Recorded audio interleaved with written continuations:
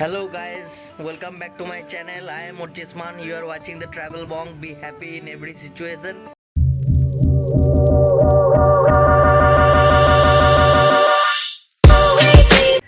তো অনেক দিন পর আবার ব্লগ আপলোড করছি। তো আমি করতে পারিনি, আমি একটা জায়গায় জব পেয়েছি, তো সেইটার সিলসিলাতে আমি কোনো করতে পারিনি।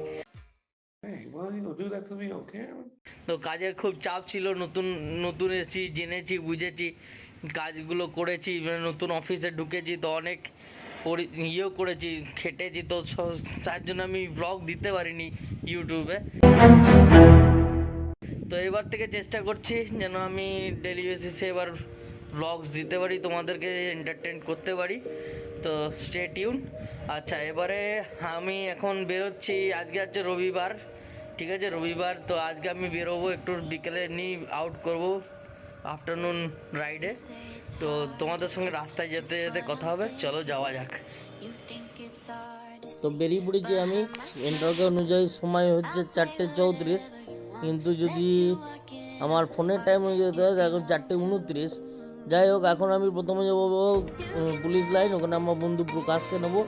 তারপর ওখান থেকে যাবো বীরহাটা, একটা নোটস নেওয়া হচ্ছে একজন ম্যামের কাছ থেকে। তারপর ওখান থেকে আমি যাবো রেনেসা, একটা বর্ধমানের খুব উৎকৃষ্ট মানের জায়গা দেখার, ফাঁকা ফাঁকা জায়গা, আমি অফ টাইমে যাই।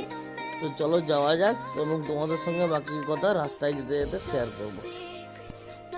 ওয়েদারটা আগের থেকে অনেক বেশি ক্লিয়ার হয়েছে, প্রায় 4 দিন টানা বৃষ্টি হওয়ার পর আজকেই ফাঁকা হলো, ওয়েদার ক্লিয়ার হলো, তাই বেরোতে পারছি। এই জায়গাটা দেখছি, যে জায়গাটা ক্রস করছি, এই জায়গাটা পুরো জলে থই থই হয়েছিল। তো এবার আমি তোমাদের সঙ্গে অনেক কিছু শেয়ার করব আমার ইন ফিউচারে, মানে সামনে আমি আর কী করতে যাচ্ছি। রিসেন্ট একটা প্ল্যান করছি পুজোতে ট্রাভেল করতে যাওয়ার, সেই বিষয়ে তোমাদেরকে বলবো। তারপরে একটা বড় প্ল্যানিং আছে, একটা নতুন কিছু নেওয়ার, সেইটারও কথা তোমাদের সামনে বলবো। চলো যাওয়া যাক। অনেক দিন পর বেরোচ্ছি রাইডে, খুবই ভালো লাগছে। ভিডিও করতে পারি না, তো সময় পাই না। যাই বলো, আজকে তোমাদেরকে একটা কথা বলবো। তো জীবনে তো অনেক কিছুই আসে, অনেক কিছুই যায়, সব কিছুকে মেনে নিতে হয়। এই মোড়টা পেরিয়ে নিয়ে দাঁড়াও। হ্যাঁ, যেটা বলছিলাম, জীবনে অনেক কিছু আসে, অনেক কিছু যায়।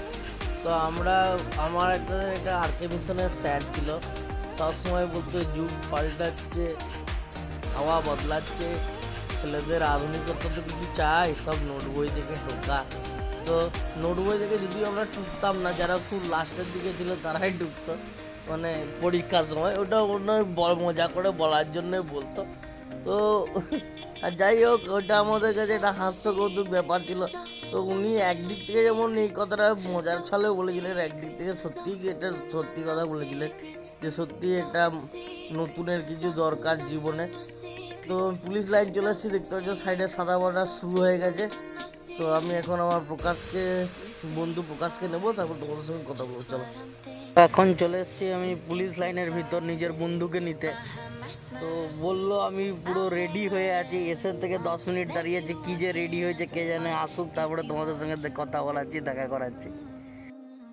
নিয়েছি আমার বন্ধু প্রকাশকে, ও আমার মিশনের বন্ধু, খুব ছোটোবেলারও বন্ধু বলতে পারো, কারণ আমরা একসঙ্গে up to upper KG lower KG থেকে শুরু করে একসঙ্গে কলেজ ইউনিভার্সিটি লাইফ সব একসঙ্গেই কাটিয়েছি। আমরা প্রথমে যখন মেমারিতে একটা স্কুল আছে জ্ঞান ভারতী, সেখানে ভর্তি হয়েছিলাম। তো সেইখানেই আমাদের প্রথম পরিচয়। তো সেইখান থেকে তারপর আসানসোল রামকৃষ্ণ মিশন, তারপরে নিজেদের কলেজ লাইফ, স্কুল লাইফ সব একসঙ্গেই কাটিয়েছি। তো আমার খুব পুরনো বন্ধু, আমাদের বন্ধুত্ব খুব পুরনো। তো ওর নাম প্রকাশ, তোমাদেরকে যেমন আগে বললাম, কিন্তু ও নিজেকে প্রকাশ করতে খুব ভয় পায়, তাই ওর সম্পর্কে আমি কিছু ফোকাস করব পরে। তো চলো যাওয়া যাক।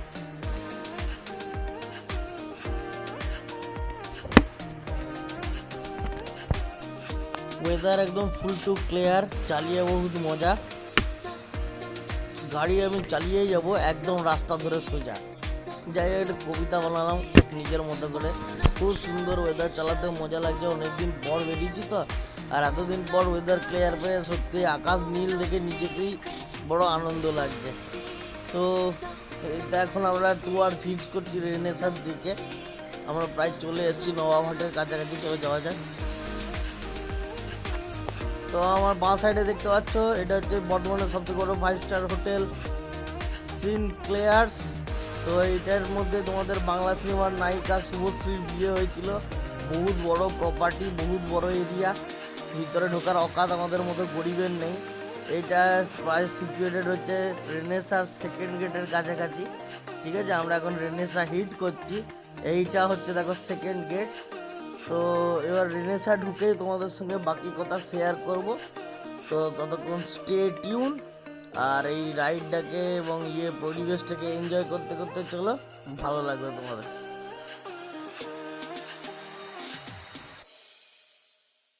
তো বন্ধুরা, চলে এসেছি আমি এখন রেনেসা। তোমাদেরকে রেনেসার একটু ভিতরটা দেখায়, দেখলে তোমাদের আরও মনটা খুব ভালো লাগবে। খুব খোলামেলা জায়গা। আমি প্রায় এখানে আসি, নিজের বন্ধুদের সঙ্গে হোক, নিজে একা হোক, টাইমটা একটু স্পেন্ড করতে। যখন খুব অবসেস লাগে বা খুব টায়ার্ড লাগে, তখন আমি এখানে আসি, যাতে আমার একটু মনটা রিল্যাক্স হয়ে যায়। খোলামেলা জায়গা তো, দেখলে একটু ভালো লাগে। তোমাদের একটু এই পরিবেশটা দেখাই, দেখো।